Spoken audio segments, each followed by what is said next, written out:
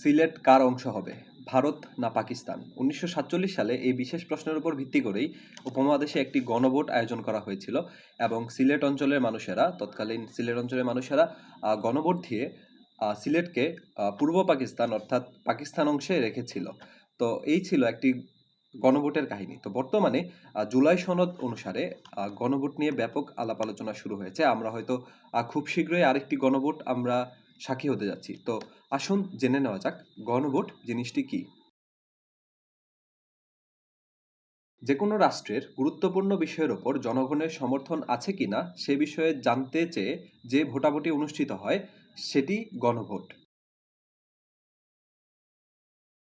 এখন প্রশ্ন হলো, বাংলাদেশে এর আগেও কি গণভোট অনুষ্ঠিত হয়েছে?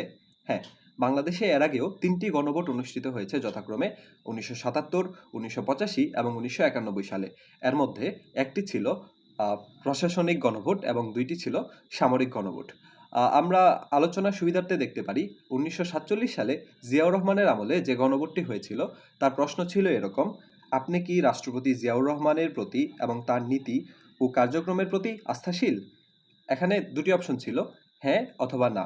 এখানে জিয়াউর রহমান প্রায় ৯৮.০৮% হ্যাঁ ভোট পেয়ে জয়ী হয়েছিলেন। গণভোট কোন পদ্ধতিতে হয়? গণভোট মূলত ৩টি পদ্ধতিতে হয়ে থাকে।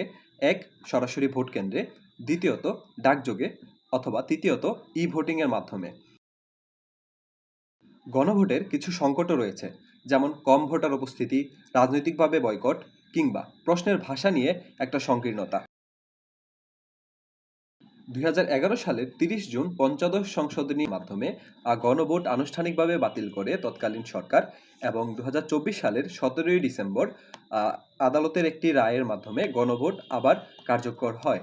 তো আমরা আশা করছি খুব শীঘ্রই আমরা আরেকটি গণভোটের সাক্ষী হতে যাব, এবং আশা করছি এটি আমাদের জাতীয় জীবনে একটি গুরুত্বপূর্ণ সিদ্ধান্ত নিতে ব্যাপকভাবে সাহায্য করবে। আর আরেকটা কথা, হ্যাঁ, যেটা বলে রাখি, গণভোট হয় মূলত দুই প্রকার। এক প্রকার হচ্ছে পরামর্শমূলক, আর দ্বিতীয়টি হচ্ছে আহ, সিদ্ধান্তমূলক। তো পরামর্শমূলক যেটি, সেটি হচ্ছে নীতি নির্ধারকদের প্রতি আহ, পরামর্শ থাকে, এবং সিদ্ধান্তমূলক যেটি, সেটি হচ্ছে সরাসরি জনগণের ভোটে যেটা পাশ হয়ে আসে সেটাই প্রজ্ঞাপন বা আইন আকারে জারি হয়। তো এই ছিল গণভোট নিয়ে কিছু এলোমেলো কথা। আমি হয়তো ক্যাপশনে আরেকটু সুন্দর করে লিখে দেওয়ার চেষ্টা করব। আর প্রথম আলো বা এরকম কোনো রেফারেন্স পত্রিকা থেকে যদি কোনো কিছু পাই, আমি সেটাও এই ভিডিওর কমেন্ট বক্সে দিয়ে দেওয়ার চেষ্টা করবো ইনশাআল্লাহ। তো আজ এ পর্যন্তই। আসসালামু আলাইকুম সবাইকে।